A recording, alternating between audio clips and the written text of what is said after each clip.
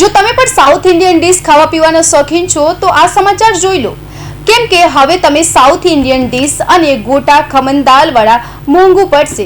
કેમ કે Gujarat advance ruling એથોરિટીએ ગોટા ખમણ દાલવાળા ઇડલી ઢોસાના ઇન્સ્ટન્ટ મિક્સ ખીરા પર 18% જીએસટી લાગે તેવો ચુકાદો આપ્યો છે.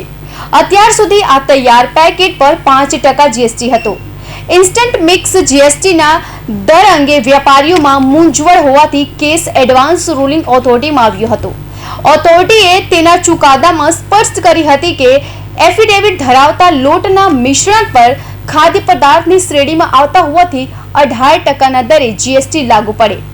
ઇન્સ્ટન્ટ મિક્સ બનાવતી કંપનીઓએ તેમની પ્રોડક્ટ લોટના મિશ્રણ પ્રકારની હોવાથી 5% જીએસટી હોવાની દલીલ કરી હતી, પરંતુ ઓથોરિટીએ તેમની રજૂઆત ફગાવી દીધી હતી.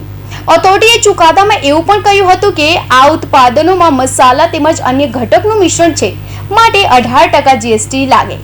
એડવાન્સ રૂલિંગ એથોરિટીના ચુકાદામાં કરવામાં આવેલી સ્પષ્ટતા મુજબ બજારમાં દુકાનો પર છૂટક વેચાતા વિવિધ પ્રોડક્ટ્સના ખીરા પર 18%ના દરે ટેક્સ લાગશે, પરંતુ મોટાભાગે નાના અને છૂટક વેપારી કોઈ બ્રાન્ડ વગરના પેકિંગ રાખતા હોય છે અને કોથળીમાં ભરીને ખીરું આપતા હોય છે.